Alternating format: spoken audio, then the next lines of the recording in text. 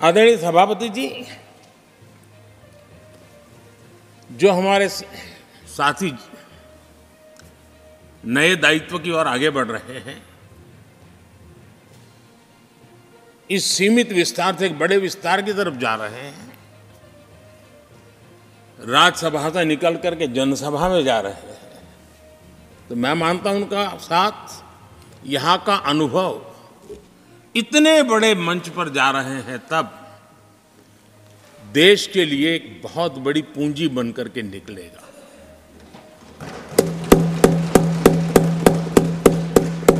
किसी यूनिवर्सिटी में भी 3-4 साल के बाद एक नया व्यक्तित्व तो बाहर निकलता है।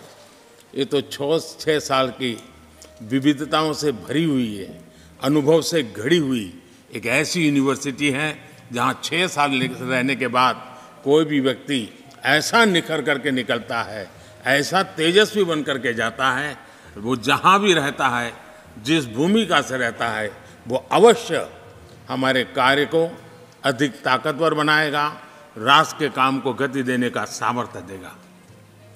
ये जो माननीय सांसद जा रहे हैं, एक प्रकार से वो वैसे ग्रुप है जिनको दोनों सदन में रहने का, पुराने वाले संसद के भवन में भी और नए वाले संसद के भवन में भी उनको रहने का अवसर मिला।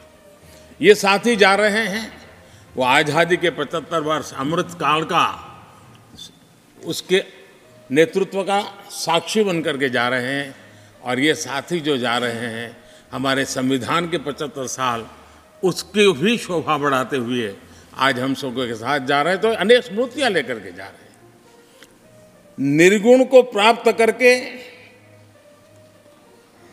वो दोष युक्त हो जाते हैं। अगर गुणियों के बीच में बैठते हैं तो गुण तो बढ़ जाता है, लेकिन गुण ही नहीं है तो दोष बढ़ जाते हैं। और आगे कहा है, नदियों का जल तभी तक पीने योग्य होता है जब वो बहता रहता है। सदन में भी हर 2 साल के बाद नया प्रवाह आता है, और जब तक बहता रहता है, लेकिन नदी कितनी ही मीठी क्यों ना हो, पानी कितना ही स्वादिष्ट क्यों ना हो, लेकिन जैसे ही समुद्र से मिल जाती हैं, वो किसी काम की रहती नहीं है, उसमें दोष आ जाते हैं, दोष युक्त हो जाते हैं। और इसलिए समुद्र को प्राप्त करने के बाद पीने योग्य नहीं रहता। मैं समझता हूँ ये संदेश हर एक के जीवन में प्रेरक रहेगा। इसी भावना के साथ जो साथी समाज जीवन के एक बहुत बड़े फलक पर जा रहे हैं, इस जीवंत यूनिवर्सिटी से अनुभव प्राप्त करके जा रहे हैं, उनका मार्गदर्शन, उनका कर्तृत्व राष्ट्र के काम आएगा।